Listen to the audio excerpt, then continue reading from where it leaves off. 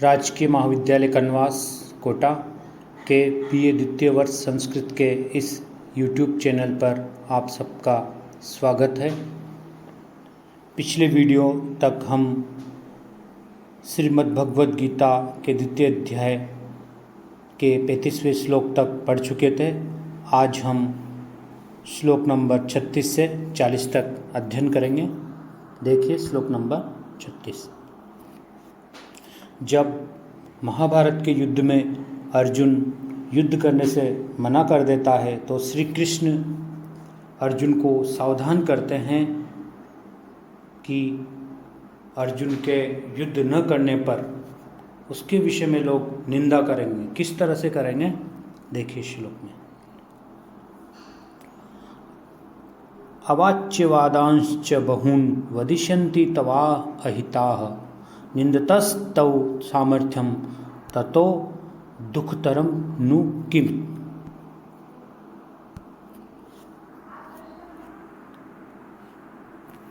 अवाच्यवादान अर्थात वाच्यवादान कहने योग्य, अवाच्यवादान न कहने योग्य वाद वचन, न कहने योग्य वचन च और बहुन बहुत सारे न कहने योग्य वचन वदिष्यन्ति कहेंगे तव अहिताः तुम्हारे शत्रु लोग। श्री कृष्ण अर्जुन से कहते हैं कि तुम्हारे शत्रु लोग तुम्हारे विषय में अवाच्यवादान बहून वदिष्यन्ति न कहने योग्य वचन तुम्हारे विषय में कहेंगे। निंदतस्तौ सामर्थ्यम तुम्हारी सामर्थ्य की निंदा करते हुए, निंदतः निंदा करते हुए, तव तुम्हारी सामर्थ्यम सामर्थ्य की, तुम्हारी सामर्थ्य की निंदा करते हुए, तव अहिता तुम्हारे शत्रु लोग, अवाच्यवादान न कहने योग्य वचनों को बहुत सारे वदिष्यन्ति यानी कहेंगे। तीसरी लाइन से इसका अन्वय होगा, फिर पहली और दूसरी तक। तो एक बार ऊपर की प्रारंभ की तीनों लाइनों को फिर से देख लेते हैं। निंदतः तव सामर्थ्यम, हे अर्जुन तव तुम्हारे सामर्थ्य की, निंदतः निंदा करते हुए, तव अहिता तव आहिता तव धन अहिता, अहिता हिता यानी हित चाहने वाले, अहिता यानी हित न चाहने वाले अर्थात शत्रु लोग। तो तव अहिता तुम्हारे शत्रु लोग तुम्हारे विषय में अवाच्यवादान अर्थात न कहने योग्य वचनों को, बहुत से वचनों को, बहुत से वचनों को वदिष्यन्ति कहेंगे। ततो दुखतरम नु किम, ततो यानी उससे, दुखतरम उससे ज़्यादा दुखदायक, नु निश्चय ही, किम यानी क्या है, अर्थात उस समय उससे अधिक दुख और क्या होगा।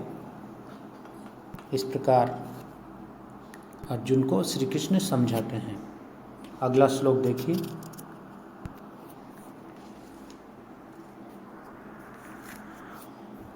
हतो वा प्राप्स्यसि स्वर्गम चित्वा वा भोक्ष्यसे महीम तस्मात् उत्तिष्ठ कौन्तेय युद्धाय कृतनिश्चयः। युद्ध के लिए श्री कृष्ण अर्जुन को प्रेरणा दे रहे हैं कि युद्ध करने में या तो विजय होगी या पराजय, दोनों में तुम्हें लाभ ही है। देखिए श्लोक में श्री कृष्ण ने कैसे अर्जुन से कहा है। हतो युद्ध में या तो मरकर, वा यानी या तो हतो यानी मरकर, प्राप्स्यसि यानी प्राप्त करोगे, स्वर्गम स्वर्ग को। हे अर्जुन यदि तुम युद्ध करते हो और उसमें हतो यानी मारे जाते हो तो फिर प्राप्स्यसि यानी प्राप्त करोगे, स्वर्ग में यानी स्वर्ग के सुख को। जित्वा और अगर युद्ध में जीतते हो, जीत कर, वा यानी अथवा, भोक्ष से यानी भोग करोगे, महीम यानी इस पृथ्वी का, अगर युद्ध में तुम जीतते हो तो इस पृथ्वी का भोग करोगे। युद्ध करने में दो बातें हैं यहाँ पर, या तो मारे जाओगे या फिर जीतोगे। अगर मारे जाओगे तब भी तुम स्वर्ग को प्राप्त करोगे, और यदि युद्ध जीतते हो तो इस पृथ्वी का भोग करोगे। इसलिए तस्मात यानी इसलिए, उत्तिष्ठ उठ खड़े हो जाओ, कौन्तेय अर्थात हे कुंती पुत्र अर्जुन, तुम युद्ध के लिए तैयार हो जाओ, उठ खड़े हो। युद्धाय युद्ध के लिए, कृत निश्चय युद्ध के लिए निश्चयवान होकर तुम तैयार हो जाओ, खड़े हो जाओ। क्यों? क्योंकि यदि तुम युद्ध करते हो और अगर मारे जाते हो तो तुम्हें स्वर्ग प्राप्त होगा, स्वर्ग को प्राप्त करोगे, और अगर जीतते हो तो फिर भोक्ष से महीम, इस पृथ्वी को तुम भोग करोगे। इस प्रकार से दोनों अर्थात विजय और पराजय दोनों में ही तुम्हें लाभ है, इसलिए तुम्हें युद्ध अवश्य करना चाहिए। अगला श्लोक देखते हैं। सुख दुखे समे कृत्वा लाभालाभौ जया जयौ ततो युद्धाय युज्यस्व नैवं पापम अवाप्स्यसि।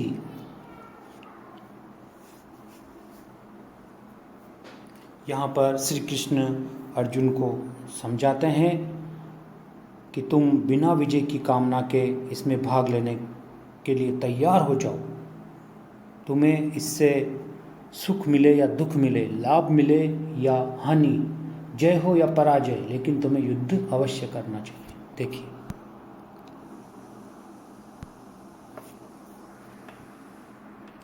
सुख दुखे अर्थात सुख और दुख, लाभालाभो लाभ और अलाभ अर्थात लाभ और हानि, सुख दुख लाभ हानि, जया अजयो जीत और हार। तो तीनों को देखिए, सुख दुख लाभ हानि जय और पराजय, समय कृत्वा, इन सबको समय समान, कृत्वा यानी करके या समझकर, सुख दुख लाभ हानि जय पराजय, इनको समय कृत्वा समान समझकर, ततो अर्थात तदनंतर, इनको समान समझने के पश्चात युद्धाय युज्यस्व, युद्ध के लिए जुड़ जाओ अर्थात युद्ध के लिए तैयार हो जाओ। न एवं, इस प्रकार से तुम्हें पापम यानी पाप, अवाप्स्यसि प्राप्त नहीं होगा, तुम्हें इस प्रकार युद्ध करने में प्राप्त नहीं होगा। अर्थात सुख दुख लाभ हानि जय और पराजय, इन सबको समय कृत्वा समान समझकर, युद्धाय युज्यस्व, युद्ध के लिए तैयार होने पर, तदनंतर युद्ध के लिए तैयार होने पर, न एवं पापम अवाप्स्यसि, इस प्रकार तुम्हें पाप प्राप्त नहीं होगा। तुम्हें यह धर्म युद्ध है, यह अवश्य करना चाहिए। सुख हो या दुख हो, लाभ हो या हानि हो, जय हो या पराजय हो, सभी को समान समझकर।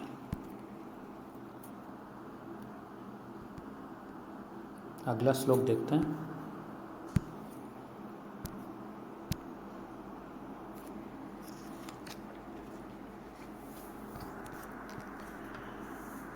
एषा ते अभिहिता सांख्ये बुद्धिर्योगे तु इमां शृणु, बुद्ध्या युक्तो यया पार्थ कर्मबंधं प्रहास्यसि।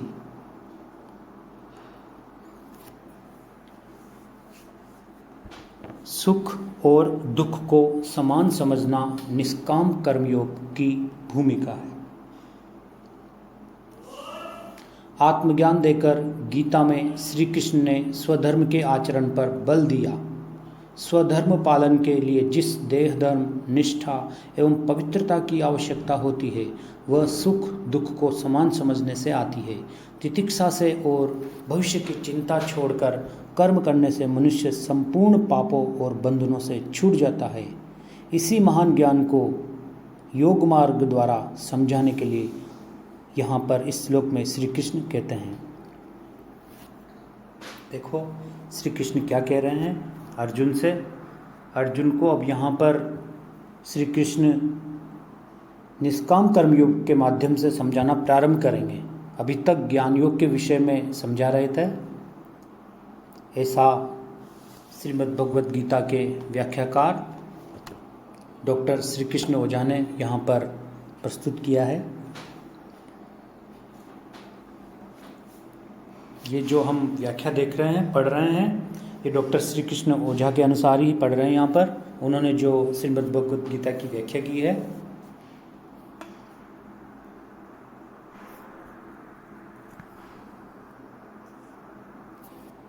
देखिए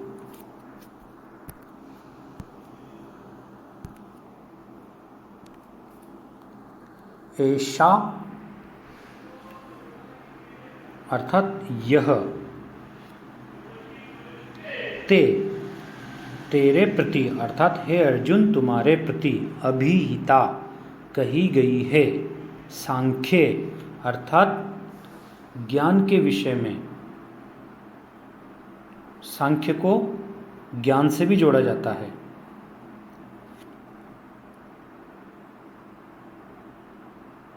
क्योंकि साधारण भाषा में सांख्य का अर्थ ज्ञान ही है। तो ऐसा ते अभिहिता सांख्य अर्थात श्री कृष्ण अर्जुन से कह रहे हैं कि हे अर्जुन पार्थ अर्थात हे पार्थ, ऐसा यह ते यानी तुम्हारे लिए अभी तक जो ज्ञान दिया गया है, जो बात बताई गई है, वो तेरे लिए अभिहिता यानी कही गई है। सांख्य अर्थात ज्ञान योग के विषय में अभी तक जो बताया गया वो ज्ञान योग के विषय में है। बुद्धिर योगे तु इमाम शृणु। अब निष्काम कर्म योग के विषय में तु यानी तो, इमाम इस सबको, शृणु यानी सुनो। अभी तक जो भी बताया गया है, ऐसा बुद्धि अर्थात यह बुद्धि या ये जो बात, ये ज्ञान, ये जो सारा उपदेश है, वो जो तेरे लिए बताया गया है, ते यानी तेरे लिए, वो अभिहिता कहा गया है। सांख्य अर्थात ज्ञान योग के विषय में कहा गया है। अब इसी को, ये जो सब अभी तक बताया, इसी को योगे तु इमाम शृणु अर्थात इसको निष्काम कर्म योग के विषय में सुन।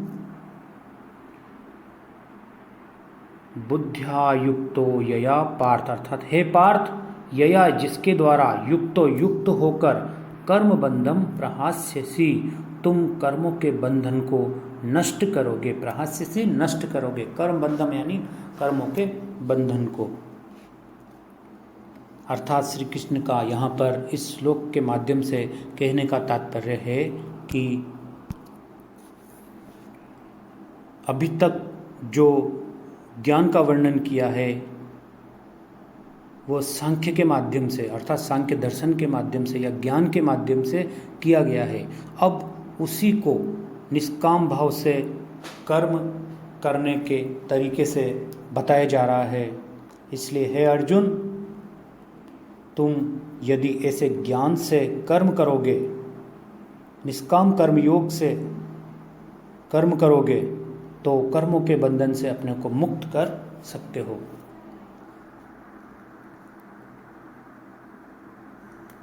डॉक्टर श्री कृष्ण ओझा ने यहाँ पर व्याख्या करते हुए बताया है कि गीता की विशेषता सांख्य के ज्ञान को कर्म के साथ जोड़ देने में है। अकेला ज्ञान पंगु के समान है और ज्ञानहीन कर्म अंधा होता है। ज्ञान और कर्म का मेल गीता का कर्मयोग है।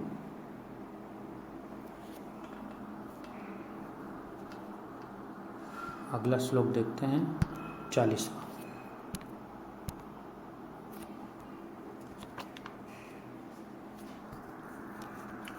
नेहाभिक्रमनाशो अस्ति प्रत्यवायो न विद्यते स्वल्पम अप्यस्य धर्मस्य त्रायते महतो भयात्। इस श्लोक में श्री कृष्ण अर्जुन से कहते हैं कि बुद्धि योग से किया हुआ कर्म ही गीता का निष्काम कर्म योग है। यहाँ पर कर्म योग की महिमा को बताया गया है। देखिए,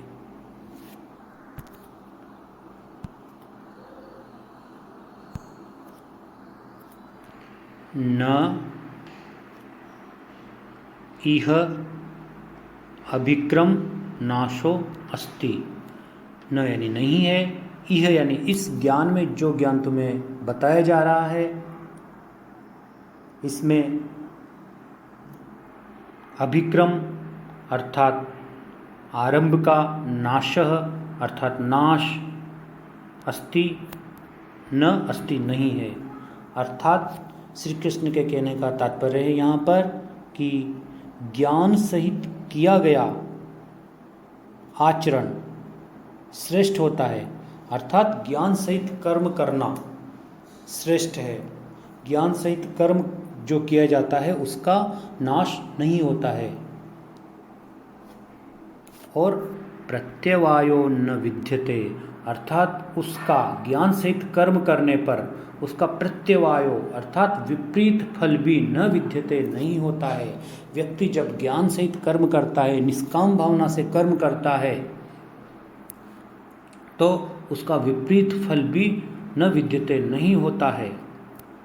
स्वल्पम अप्य अस्य धर्मस्य, थोड़ा सा भी इस धर्म का पालन, त्रायते महतो भयात, बहुत बड़े भय से, महान भय से, त्रायते बचा लेता है।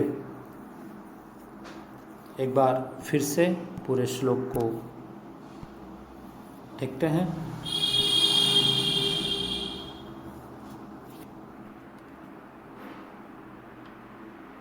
न इह, इह अर्थात इस कर्म योग में, अर्थात ज्ञान सहित कर्म करने में, अभिक्रम नाशो न अस्ति, अर्थात आरंभ का नाश नहीं है। अर्थात प्रारंभ में जो कर्म करते हैं उनका फल अवश्य मिलता है, उनका नाश नहीं होता है ज्ञान सहित कर्म करने में। प्रत्यवातो, यहाँ पर इसको सही करते हैं, गलत प्रिंट हो गया।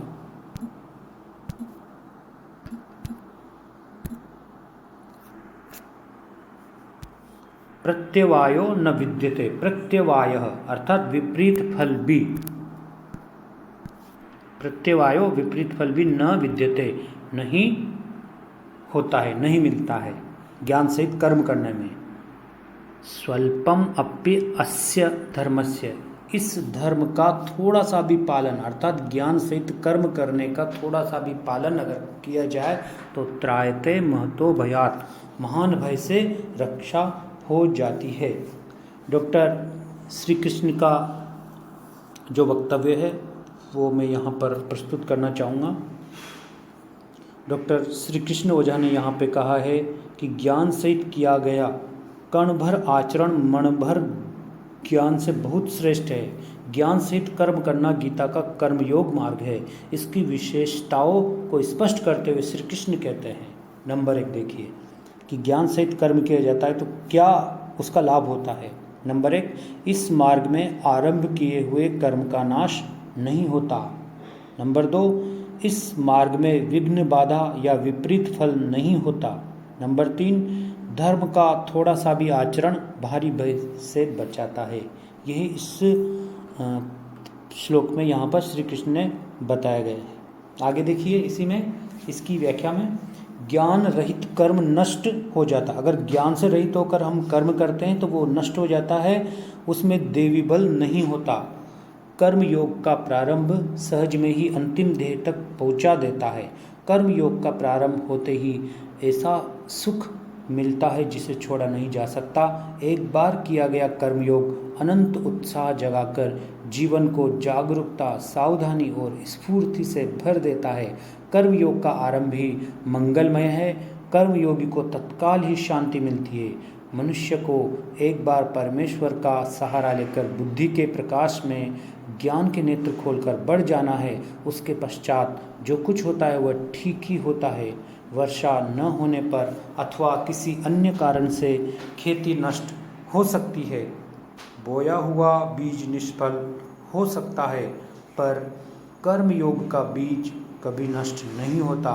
एक बार किया हुआ शुभ कर्म बार बार अपनी उत्तमता की ओर खींचकर मनुष्य को पूर्ण और मुक्त कर देता है। इस प्रकार डॉक्टर श्री कृष्ण ओझा ने इसके व्याख्या में यहाँ पर, इस पद्य की व्याख्या में यहाँ पर बताया है। यह जो पद्य है यह बहुत महत्वपूर्ण है। यह हमेशा परीक्षा में आता है। इसको अच्छे से सबको देख लेना चाहिए, क्योंकि यहीं से श्री कृष्ण भगवान निष्काम कर्मयोग को बताना प्रारंभ करते हैं। ठीक है।